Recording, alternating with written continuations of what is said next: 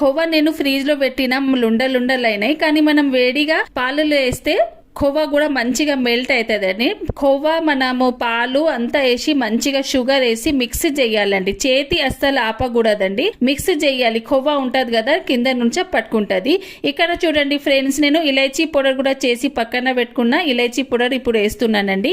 Elaichi powder వేస్తే మనకు taste super గా వస్తుందండి. ఇలైచీ పౌడర్ వేయాలి. ఇక్కడ ఇలైచీ పౌడర్ వేసి మంచిగా మిక్స్ చేయాలి అండి. ఇది కూడా వేసి మనము ఇప్పుడు అస్సలు చేతి ఆపకూడదండి, మిక్స్ చేయాలి. చూడండి ఫ్రెండ్స్, ఇక్కడ నేను మిక్స్ చేస్తున్నాను. ఎవరెవరికి కద్దుకి ఖీర్ అంటే ఇష్టం అండి కమెంట్ చేయండి, లైక్ చేయండి, సబ్స్క్రైబ్ చేయండి ఫ్రెండ్స్ మీరందరూ. చూడండి ఫ్రెండ్స్, మనం ఎంత మంచిగా కుక్ అయింది. ఇప్పుడు మనం బియ్యం పిండి మంచిగా నేను నానబెట్టి గ్రైండ్ చేసుకున్నానండి. మనము కొద్దిగా వాటర్ వేసి నేను మిక్స్ చేసినానండి. అంత థిక్ పేస్ట్ కూడా ఉండకూడదు. చేతితో వేయాలి, మరొక చేతితో మనము మంచిగా మిక్స్ చేయాలండి. ఎందుకంటే లుండలు అవుతుంది కదా, బియ్యం పిండి ఉంది కదండి. మనం వేడిగా వేసేటప్పుడు ఒక చేతితో వేయాలి, మరొక చేతితో మనము మిక్స్ చేయాలి.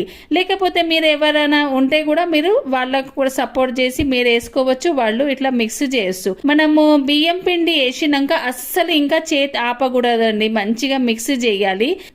మనము థిక్నెస్ ఎట్లా ఉంటుంది లేదు చూసుకోవాలి. కొద్దిగా చల్లగైన తర్వాత ఇంకా థిక్నెస్ వేస్తున్నాను. మీరు మీ ఇష్టం అండి, ఏ డ్రై ఫ్రూట్స్ వేసుకున్నా వేసుకోవచ్చు, లేకపోతే మనం అట్లా కూడా సర్వ్ చేసుకోవచ్చు. చూడండి, డ్రై ఫ్రూట్స్ వేసి కూడా మనము మంచిగా మిక్స్ చేయాలండి.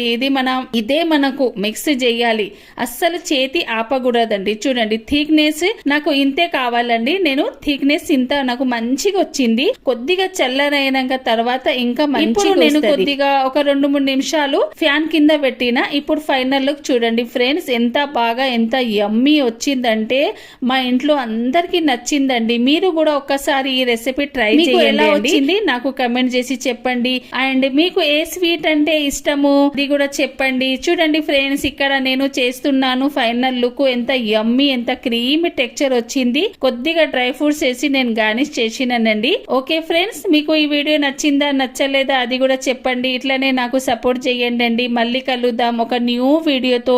చూడండి ఫ్రెండ్స్, ఇక్కడ మన హైదరాబాద్ స్టైల్లో ఫేమస్ కద్దుకి ఖీర్ రెడీ అండి. ఎంత యమ్మీ ఎంత క్రీమీ ఎంత టేస్టీగా ఉంది అంటే మీరు కూడా ఒక్కసారి రెసిపీ ట్రై చేయండి ఫ్రెండ్స్. మీకు ఎలా వచ్చింది నాకు కమెంట్ చేసి చెప్పండి. మళ్ళీ కలుద్దామండి ఒక న్యూ వీడియోతో. లైక్, సబ్స్క్రైబ్ అండ్ షేర్ చేయండి అండి. Okay, bye bye.